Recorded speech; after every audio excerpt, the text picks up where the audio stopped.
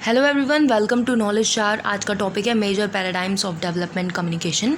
This session is presented by me Nancy. और इस topic में major paradigms of development communication में जितने भी पैराडाइम्स हैं, यानी कि 3 पैराडाइम्स हैं, उनके बारे में हम लर्न करने वाले हैं। क्या क्या हम इस चैप्टर में, क्या क्या हम इस टॉपिक में लर्न करने वाले हैं। आज का सेशन बहुत ही इंपॉर्टेंट है, डेवलपमेंट कम्युनिकेशन से रिलेटेड है।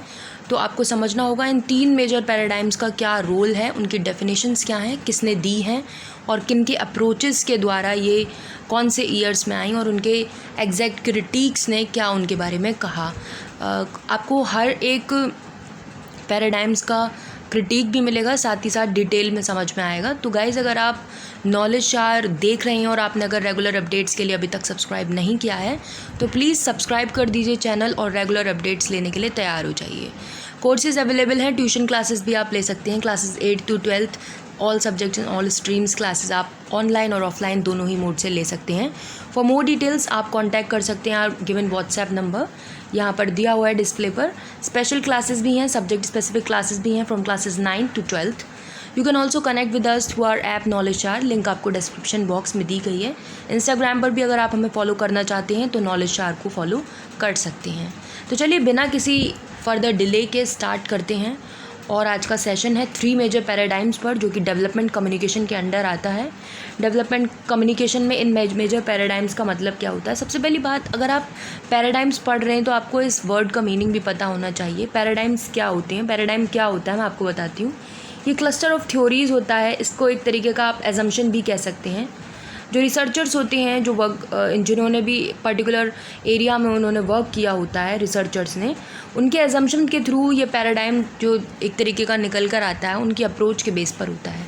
तो ये मेजर पैराडाइम्स उसी चीज़ पर है। और डेवलपमेंट कम्युनिकेशन में इसको कैसे आइडेंटिफाइड किया गया है, चाहे वो आइडियोलॉजिकली हो चाहे हिस्टोरिकली हो, वो हम पता करेंगे। ये रॉगर्स की डेफिनेशन 2008 के अकॉर्डिंग है, और जिसमें कि 3 famous paradigms of development communication है। फर्स्ट है डोमिनेंट पैराडाइम, जिसे आप मॉडर्नाइजेशन भी कहते हैं।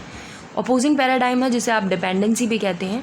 एमर्जिंग पैराडाइम है, जिसे आप पार्टिसिपेशन भी कह सकते हैं। तो ये थे आपके 3 पैराडाइम्स, आपको डिटेल में ये समझ में आएंगे। चलिए major paradigms of development communication first start करते हैं। फर्स्ट है आपका dominant paradigm, that is modernisation. ये पर्सपेक्टिव जो है कब इमर्ज हुआ था, ये कंसेप्ट ऑफ डेवलपमेंट से ही लिया गया है। इसका मतलब है मॉडर्नाइजेशन, यानी कि डेवलपमेंट एक मॉडर्नाइजेशन वे में होना। ये वर्ल्ड वॉर 2 के बाद इवॉल्व हुआ था ये पैराडाइम, और इसका सेंट्रल आइडिया था इस पैराडाइम का, ताकि जितने भी डेवलपमेंटल प्रॉब्लम्स हैं उनको सॉल्व कर लिया जाए और मॉडर्नाइजिंग किया जाए अंडर डेवलपमेंट कंट्रीज़ को, यानी जो कंट्रीज़ अंडर डेवलप्ड हैं उनको मॉडर्नाइज़ किया जाए और उनकी जो डेवलपमेंट प्रॉब्लम्स हैं उन्हें सॉल्व किया जाए। इसका थॉट यही था कि जो डोमिनेंट कल्चर है वो बना रहे, एक पार्ट बना रहे डोमिनेंट कल्चर इसका। और वी कैन से कि इसकी जो मेजॉरिटी है वो एटलीस्ट बिलीव करे कैपिटलिज्म और एम्ब्रेस करे मॉडर्निटी को, to be answer to developmental issues, यानी कि जितने भी डेवलपमेंटल इशू होंगे उनको ध्यान में रखते हुए कैपिटलिज्म और मॉडर्निटी को ध्यान में रखना चाहिए। ये अप्रोच अगर सोसाइटी को एडवाइस करें तो ये समझाती है कि हमें किस तरह से एक पर्टिकुलर बिहेवियर में, एक इफेक्टिव बिहेवियर में रिच और इन्फ्लुएंशियल होना है। और वी कैन से कि pattern of capitalist driven western economies होता है, यानी कि यहाँ पर कैपिटलिज्म को ध्यान में रखते हुए किस तरह से वेस्टर्न इकोनॉमीज़ पर ध्यान दिया जाए, ये इसके अंडर आता है, इस पैराडाइम के अंदर आता है। डेवलपमेंट को इक्वेट किया गया है इकोनॉमिक ग्रोथ के साथ, यानी कि अगर आपकी कंट्री की डेवलपमेंट होती है तो वो इकोनॉमिक ग्रोथ को भी लेकर चलेगी साथ साथ। ये मॉडर्नाइजेशन अप्रोच है। जब आप एग्ज़ाम्स में अपना आंसर लिखोगे तो इन एग्ज़ाम्स में कंफ्यूज नहीं होना आपको। आप डोमिनेंट पैराडाइम लिखकर भी आप ये आंसर लिख सकते हो, मॉडर्नाइजेशन अप्रोच लिखकर भी आंसर लिख सकते हो। कभी कभी क्वेश्चन घुमाकर भी आ जाता है। क्वेश्चन आ सकता है कि tell 3 approaches of development communication और राइट डिस्क्राइब और एक्सप्लेन डोमिनेंट पैराडाइम, या डायरेक्टली मॉडर्नाइजेशन अप्रोच कर देगा। तो आप पैराडाइम और अप्रोच में कंफ्यूज मत होना। पैराडाइम का मैंने अभी आपको मीनिंग भी क्लियर कर दिया था, आई होप आपको समझ में आ गया हो सेशन के स्टार्टिंग में ही।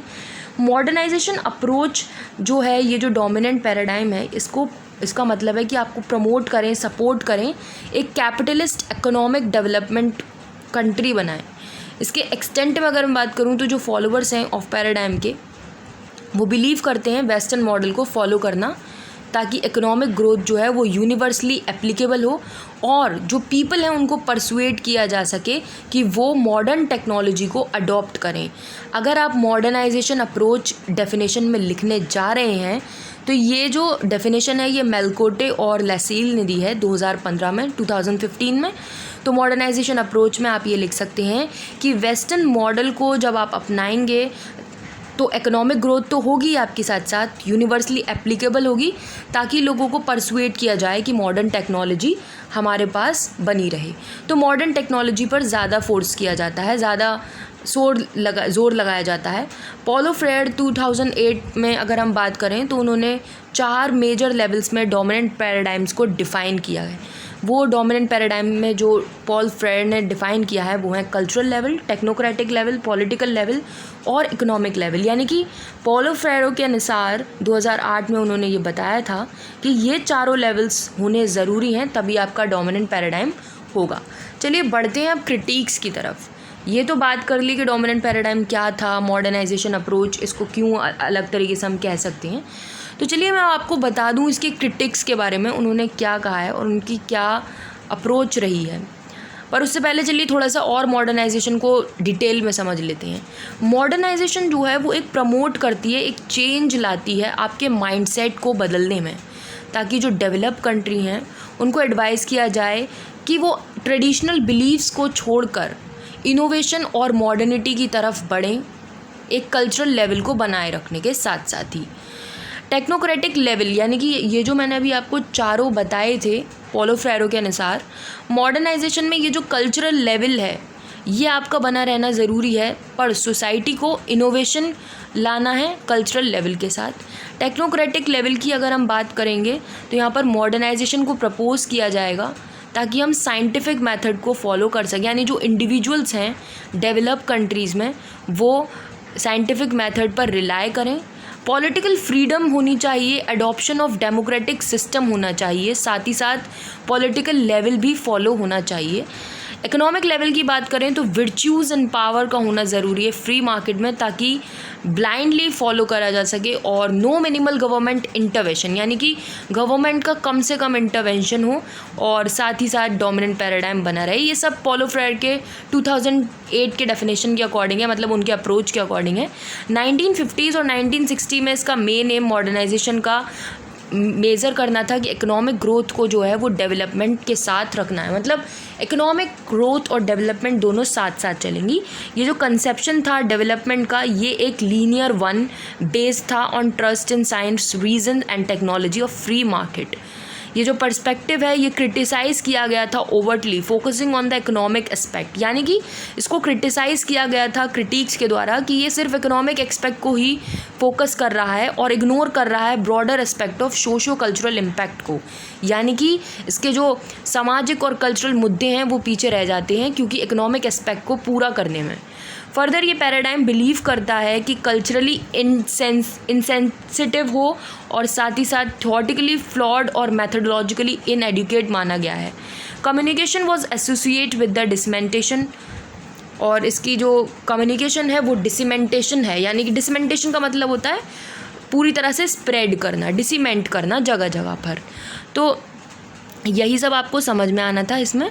यह आपका कंप्लीट हो चुका है कंसेप्शन ऑफ डेवलपमेंट, एक लीनियर वन बेस्ड अगर आप फॉलो कर रहे हैं तो इसमें कम्युनिकेशन जो है वो एसोसिएट किया गया डिसीमेंटेशन से। इन्फॉर्मेशन और मैसेज जो हैं उनका डिसीमेंटेशन होगा, उनको स्प्रेड किया जाएगा, पर उसका एम जो होगा वो मॉडर्नाइजेशन होगा द बैकवर्ड और अंडर डेवलप्ड और developing countries and the people, यानी कि उन लोगों के लिए मॉडर्नाइजेशन होना ज़रूरी है जो कि डेवलप और डेवलपिंग है। मीडिया जो है वो देखती है इट सीम्स की टू बी लॉडस्टर और as it provided to communication initiative, यानी कि मीडिया के द्वारा काफ़ी ज़्यादा कम्युनिकेशन इनिशिएटिव लिए जाते हैं ताकि लार्जली डिपेंडेंट हो सकें ट्रेडिशनली। वर्टिकल और वन वे मॉडल फॉलो किया गया, यानी सेंडर मैसेज चैनल रिसीवर, यानी SMCR इस डोमिनेंट पैराडाइम में फॉलो किया जाता है।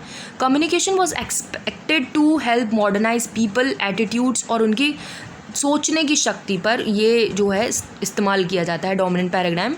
तो ये कंड्यूसिव सपोर्ट है ताकि इकोनॉमिक मॉडल को बनाए रखा जाए। Communication in the dominant paradigm is linked with the linear mass media model, यानी कि जो लासवेल मॉडल है उस पर डिपेंड करता है ये। अगर आपने मास कम्युनिकेशन जब आपने रीड किया होगा, ये वाला चैप्टर जब आप गए होंगे, गो थ्रू किया होगा, फर्स्ट चैप्टर है, तो लासवेल के 1948 के लीनियर कम्युनिकेशन मॉडल में सीधे सीधे रिफ्लेक्ट होता है कि जो यूज़ ऑफ कम्युनिकेशन है वो डायरेक्टली परसुएट करता है ऑडियंस को ताकि उनके बिहेवियर्स में चेंज लाया जा सके। तो यहाँ पर वही linear model, Lasswell model use किया गया था डोमिनेंट पैराडाइम में। इसका फेलियर काफ़ी ज़्यादा हुआ बिकॉज मॉडर्नाइजेशन कॉज कर रहा था काफ़ी ज़्यादा थियोटिकल मॉडल्स को कम्युनिकेशन में लाए जाने के बाद, जैसे कि हाइपोडर्मिक नीडल थ्योरी और बुलेट थ्योरी आप कह सकते हैं, उसमें काफ़ी ज़्यादा रीएनालाइसिस हुआ। इसका ओवर एम्फसाइज किया गया मीडिया की पावर को क्योंकि लोगों पर वो थोपी जाती थी। इसका एविडेंट ये है कि मीडिया जो है alone can not change people's mindset, क्योंकि पीपल का माइंडसेट सिर्फ मीडिया ही नहीं चेंज कर सकती, इसका बिहेवियर मोरओवर ऑडियंस पर खुद बना रहना चाहिए, नॉट एज पैसिव आइदर। तो ये फ्रेयर के अनुसार है इनका क्रिटिक। इसका new perspective in development communication जो है वो शुरू हुआ 1970 और 1980 से, और ऑल्टरनेट वे ऑफ थिंकिंग जो थी डेवलपमेंट की इमर्ज हो गई। आई होप आपको डोमिनेंट पैराडाइम कम्प्लीटली क्लियर हो गया होगा। Now moving towards the second, that is the opposing paradigm. और अपोजिंग पैराडाइम में क्या है आपको पूरा समझ में आएगा डिटेल में। तो चलिए स्टार्ट करते हैं, अपोजिंग पैराडाइम क्या है और इसको डिपेंडेंसी मॉडल क्यों भी कहा जाता है। 1970s में political economic aspect of development को कंसीडर करने के लिए, बेहतर बनाने के लिए ऑल्टरनेटिव लिए गए मॉडर्नाइजेशन लाया जाए। 1970s में, यानी कि मैंने पिछला वाला आपको थोड़ा सा क्लियर कर दिया कि 1970s में बेटर डेवलपमेंट के लिए कंसीडर किया गया कि मॉडर्नाइजेशन लाया जाए। और after strong opposition against the modernisation paradigm, और इस मॉडर्नाइजेशन के अपोजिशन में लाने के लिए इस इस पैराडाइम को लाया गया, इस मेजर पैराडाइम यानी कि अपोजिंग पैराडाइम को लाया गया, जो कि सीधे सीधे अपोज कर रहा था मॉडर्नाइजेशन पैराडाइम को। इसकी इमर्जेंस हुई ऑल्टरनेटिव थ्योरेटिकल मॉडल की साथ साथ, और इसको नाम दिया गया डिपेंडेंसी थ्योरी। तो एग्जाम्स में फिर अगेन मैं आपको बता रही हूँ कि डिपेंडेंसी थ्योरी करके भी क्वेश्चन पूछा जा सकता है, और आपसे एक्सप्लेन अपोजिंग पैराडाइम भी पूछा जा सकता है, तो आप कंफ्यूज नहीं हो। अगर मैं स्कूल ऑफ थॉट क्रिटिसाइजेस की बात करूं तो some of core assumption of modernization paradigm था कि कुछ नेगलेक्ट किए गए थे सोशल, हिस्टोरिकल, इकोनॉमिक फैक्टर्स, जिसकी वजह से डोमिनेंट पैराडाइम जो है वो काफ़ी ज़्यादा वेस्टर्न सेंट्रिक हो गया था, और जो रूट ऑफ डेवलपमेंट था वो कहीं ना कहीं नज़रअंदाज हो रहा था। इसीलिए डिपेंडेंसी थ्योरिस्ट ने एम्फेसाइज़ किया कि इसका इम्पॉर्टेंस होना बहुत ज़रूरी है, अपोजिंग पैराडाइम का होना बहुत ज़रूरी है, और एक लिंक बना रहे कम्युनिकेशन और कल्चर के बीच। इसीलिए अकॉर्डिंग टू A.G. फ्रैंक, यानी कि अब ये डेफिनेशन आ जाती है, आपको समझना इसमें ज़रूरी है कि A.G. फ्रैंक ने 1969 में क्या कहा। उन्होंने कहा डेवलपमेंट और अंडर डेवलपमेंट दो फेसेस हैं सेम कॉइन के, shape by specific historical, economic, political factors, काफ़ी सारे फैक्टर्स पर डिपेंड होते हैं। उन्होंने ये डेवलप किया उनके व्यू के अनुसार कि structural analysis of this international capitalist system होना ज़रूरी है, यानी कि एक तरीके से अगर आप इंटरनेशनल कैपिटलिस्ट सिस्टम बना रहे हो तो उसका भी एक स्ट्रक्चरल एनालिसिस होना चाहिए। अगर मैं ऑल्टरनेट थिंकिंग ऑफ डेवलपमेंट की बात करूं तो ये जो अपोजिंग पैराडाइम था, ये डोमिनेंट पैटर्न ऑफ मॉडर्नाइजेशन को काफ़ी ज़्यादा आर्ग्यू करता है, क्योंकि इसके पॉलिटिकल और इकोनॉमिक रीस्ट्रक्चरिंग की वजह से और इक्वल डिस्ट्रीब्यूशन इन सोसाइटी लाने के लिए यहाँ पर ये मदद करता है। टू एड्रेस, इसका मेन एम जो है, मतलब मेन तरीके से जो हम समझ रहे हैं कि डिपेंडेंसी क्या है, इम्बैलेंस्ड, इसका मेन है कि address the imbalances in the world state of affairs लाए जाएं, जो उनमें जो इम्बैलेंसेस हो रहे हैं उसको लाया जाए सामने। डिपेंडेंसी थ्योरी प्रपोज करती है कि डेवलपिंग कंट्रीज़ जो हैं वो दो लेवल पर वर्क करें।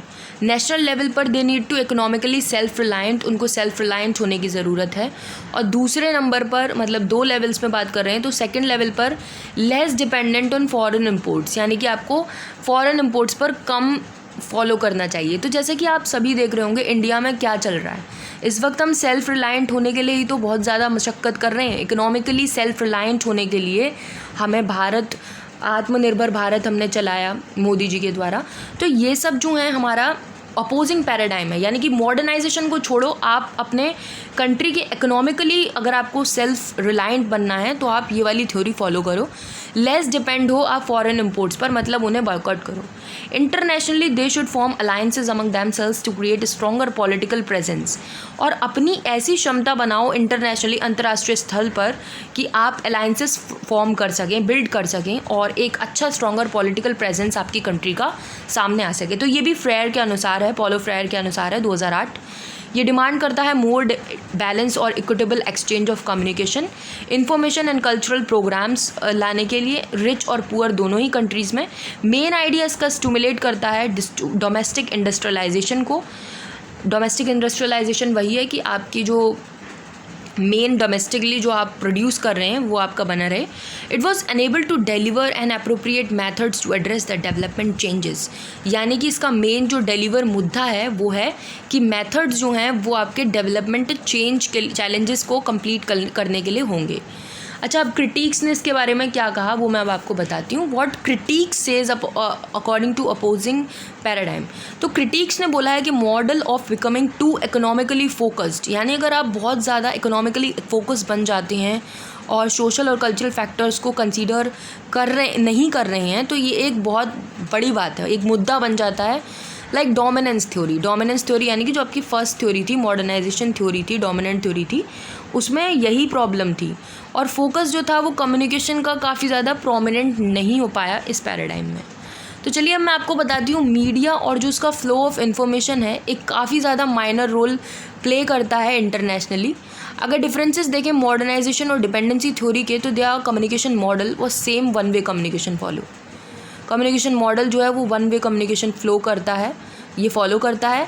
Main difference between these two theories जो है, मतलब डोमिनेंट और डिपेंडेंसी का, ये है कि was controlling and sending the message and for what purpose, यानी कि आप किस चीज़ पर आप कंट्रोल कर रहे हैं और किस मैसेज को आप भेज रहे हैं, किस पर्पस से, ये ज़रूरत है आपको समझने की। तो जो सपोर्टर्स हैं इस थ्योरी के, उन्होंने काफ़ी ज़्यादा डिबेट किया, रीएनालाइज किया ताकि एक स्ट्रक्चर बना रहे और कम्युनिकेशन एजेंडा बनाए रहने के साथ साथ बैलेंस कम्युनिकेशन रहे इंटरनेशनली। सजेस्ट किया कि इनके वेरियस कंपोनेंट जो हैं कम्युनिकेशन के कंट्रीज़ के साथ बने रहें, ट्रस्टवर्थी रहें, प्राइवेट मीडिया और कम्युनिटी मीडिया जो है वो बना रहे साथ साथ। ऑल्दो डिपेंडेंसी थ्योरी जो है उसने काफ़ी ज़्यादा गेन किया था सिग्निफिकेंट इम्पैक्ट ड्यूरिंग 1970s, क्योंकि जब 1970s में मॉडर्नाइजेशन तो कम्प्लीटली आ ही गया था, मतलब स्टार्ट हो गया था, इनिशियली इमर्ज हो गया था, पर अब डिपेंडेंसी थ्योरी जो थी वो जो है उसका सिग्निफिकेंट इम्पैक्ट हुआ था 1970s में, और ये इसकी रेलिवेंस जो है वो काफ़ी ज़्यादा खोने लगी थी 1980s में, क्योंकि इसका भी एक रीज़न रहा होगा। वो रीज़न क्या था वो मैं आपको डिटेल में बताने वाली हूँ। चलिए पर पहले अब बताती हूँ मैं आपको इमर्जिंग पैराडाइम, यानी कि ये आपका लास्ट थर्ड मेजर पैराडाइम है डेवलपमेंट कम्युनिकेशन का। ये समझ लेंगे आप तो मतलब आपको कंप्लीट समझ में आ गया। ये एक पार्टिसिपेटरी मॉडल है, ये लेस ओरिएंटेड होता है पॉलिटिकल इकोनॉमिक डायमेंशन से, ये हटकर होता है और ये मोर रूटेड है कल्चरल रियलिटीज़ ऑफ डेवलपमेंट पर, ताकि लोगों का पार्टिसिपेशन है उसके ऊपर ज़्यादा फोकस किया जाए। जैसा कि नेम से ही पता चल रहा होगा आपको, इमर्जिंग पैराडाइम, पार्टिसिपेशन, पीपल का पार्टिसिपेशन हो रहा है कल्चरल लेवल पर, यानी कि कल्चरल रियलिटीज़ ऑफ डेवलपमेंट हो रहा है। Slowly there was a shift from economic aspect toward social aspect, यानी कि जब हम बात कर रहे थे मॉडर्नाइजेशन की तो वहाँ इकोनॉमिक एस्पेक्ट था, जब अपोजिंग पर आए हम तो अपोजिंग पैराडाइम में भी इकोनॉमिक एस्पेक्ट था पर सेल्फ रिलायंट बेहतर होने के लिए था, पर यहाँ पर सोशल एस्पेक्ट को भी देखा जाना ज़रूरी था। ये जो डेवलपमेंट था ये कंसीडर किया गया पॉजिटिव के लिए ताकि लॉन्ग रन में ये बना रहे। पार्टिसिपेशन जो है इसका रिकोगनाइज़ किया गया था as an important part of sustainable development strategies को लेकर। Refusal of the above two paradigms, यानी कि अपोजिंग और डिपेंडेंसी का रिफ्यूज़ल हो और इस वाले पैराडाइम को, इमर्जिंग पैराडाइम को सामने लाया जाए, पुट फोर्थ रखा जाए और इसको एडवोकेट किया जाए नॉट जस्ट पीपल पार्टिसिपेशन पर उनकी एम्पावरमेंट को भी लेकर, यानी कि पीपल का इसमें काफ़ी बड़ा रोल है। अगर मैं मेलकोटे के डेफिनेशन के अकॉर्डिंग बात करूं तो इमर्जिंग पर्सपेक्टिव जो है वो लिबरेशन और मोनास्टिक जो है रेफ़र किया गया है। Third area of thinking which practice of development social change लाना ज़रूरी है। पॉलो फ्रेरे 1973 में उन्होंने डिस्क्राइब किया कि most distinguished scholar advocated development as liberation, यानी कि अगर आप डेवलपमेंट हो रही है आपको तो वो एक लिबरेशन, एक फ्रीडम की तरह होनी चाहिए। Derive from liberation theology, Melkote के लिबरेशन थियोलॉजी के अकॉर्डिंग। फ्यू मोर थ्योरीज जो हैं वो भी लाइन ऑफ पार्टिसिपेटरी और पीपल बेस्ड डेवलपमेंट पर फोकस करती हैं। मल्टीप्लिसिटी पैराडाइम है, एम्पावरमेंट अप्रोच को लाना ज़रूरी है इस पार्टिसिपेशन पैराडाइम में, इस पार्टिसिपेशन अप्रोच में। कॉमन फीचर्स की बात करूँ तो ये पीपल पर एम्फेसाइज कर रहा है, जैसा कि मैं आपको शुरुआत से बता रही हूँ इसको स्टार्ट करने से पहले ही, कि जो पार्टिसिपेशन है वो पीपल्स पार्टिसिपेशन की बात हो रही है। एंडोजेनस विजन ऑफ डेवलपमेंट होना ज़रूरी है और इसका जो अटेंशन है वो पावर और राइट्स ऑफ इश्यूज़ पर होना चाहिए ताकि ग्रास रूट लेवल्स पर बात की जा सके उन मुद्दों पर। पार्टिसिपेटरी पैराडाइम जो है उसका एम्फेसाइज है अपॉन टू वे कम्युनिकेशन पर, प्रिंसिपल्स ऑफ प्रैक्टिस पर। टू वे कम्युनिकेशन इस पर फॉलो किया जाएगा। टू वे मॉडल से मेरा मतलब यहाँ पर ये है कि इसका हॉरिजॉन्टल तो होगा ही, डेवलपमेंट कम्युनिकेशन जो होगी वो हॉरिजॉन्टल होगी, टू वे मॉडल पर होगी, जो कि लोगों को फेवर करती है। उनके पीपल्स के एक्टिव और डायरेक्ट इंटरेक्शन की वजह से कंसल्टेशन और डायलॉग पॉसिबल होता है, और ट्रेडिशनल फॉर्म में यानी कि वन वे इंफॉर्मेशन डिसमेंटेशन होता है मास मीडिया के साथ। ये ऑल्सो एसेस करता है रिस्क को कि आइडेंटिफाई सोल्यूशन और सीक कंसेंसस फॉर एक्शन, यानी कि पीपल को जो भी उनके सोल्यूशन है उसके उनके एक्शंस को, कंसेंसस को देखा जाए। क्वालिटी जो है इसकी key to the success of sustainable development efforts, यानी कि इसमें जो बेसिकली जो की है वो success and sustainable development efforts है। इस पैराडाइम के चेंजिंग वे ऑफ कम्युनिकेशन की वजह से इसको कंसीव्ड और अप्लाइड किया जाता है। इसके शिफ्ट में अगर हम बात करें तो इन्फॉर्मेशन डिसमेंटेशन सिचुएशन एनालिसिस पर निर्भर करता है, from persuasion to participation. Situation analysis का मतलब है अगर आप किसी चीज़ को परसुएट कर रहे हैं पर साथ साथ उस चीज़ का पार्टिसिपेशन भी हो रहा है, यानी कि अगर आप उसको बोल रहे हैं, परसुएट कर रहे हैं कि आप ये चीज़ फॉलो करो, तो साथ साथ उसका पार्टिसिपेशन भी करवाओ। ये नहीं कि बस वन वे ही रहने दो कि परसुएट हो रहे हो, परसुएट कर रहे हो तो दैट्स फाइन, जैसे कि मॉडर्नाइजेशन में बस परसुएट करके छोड़ दो। बट इसमें क्या है, इमर्जिंग पैराडाइम में क्या है, परसुएशन के साथ आपका पार्टिसिपेशन भी होना ज़रूरी है, इसलिए ये हॉरिजॉन्टल है, टू वे मॉडल है। मीडिया जो है नो लॉन्गर सेंट्रल एलिमेंट है इस इस इमर्जिंग पैराडाइम में, just a means of communication है, क्योंकि पैराडाइम जो है ब्रॉडनिंग हो चुका है इसका स्कोप, ताकि इसके जो की फंक्शन है वो लोगों तक इन्फॉर्म होते रहें, चेंज पर प्रमोट किया जाए, और इम्पॉर्टेंस ऑफ यूजिंग कम्युनिकेशन जो है वो काफ़ी ज़्यादा रखा जाए सामने। To involve stakeholders in the process of development, यानी कि जो स्टेक होल्डर्स होती हैं उनके प्रोसेस ऑफ डेवलपमेंट को सामने रखा जाए। तो ये था आपका इमर्जिंग पैराडाइम पार्टिसिपेशन, जिसमें परसुएशन टू पार्टिसिपेशन दोनों ही होना ज़रूरी था। तो आई होप गाइज़ आपको इनकी डेफिनेशन और जितने भी मैंने इनके क्रिटिक्स के नेम लिए या जितने भी मैंने स्कॉलर्स के नेम से इनकी थ्योरीज़ को डिफ़ाइन किया, आई होप आपको समझ में आया होगा। डेवलपमेंट कम्युनिकेशन के मेजर पैराडाइम्स को और अच्छे से समझने के लिए आप मेरे आने वाले वीडियोस को और ज़्यादा विद एग्जांपल्स, कंट्रीज़ के एग्जांपल्स के साथ भी देख सकते हैं। तो गाइज़ अगर आपको ये वीडियो अच्छा लगा है, ये सेशन अच्छा लगा है, तो प्लीज़ लाइक और सब्सक्राइब करना ना भूलें। और नॉलेज जो है वो शेयर करने से ही बढ़ती है, तो आप शेयर भी बहुत ज़्यादा करिए ताकि ज़्यादा आपको पता चले। और मिलते हैं नेक्स्ट सेशन में, और आप सभी का धन्यवाद लास्ट तक देखने के लिए।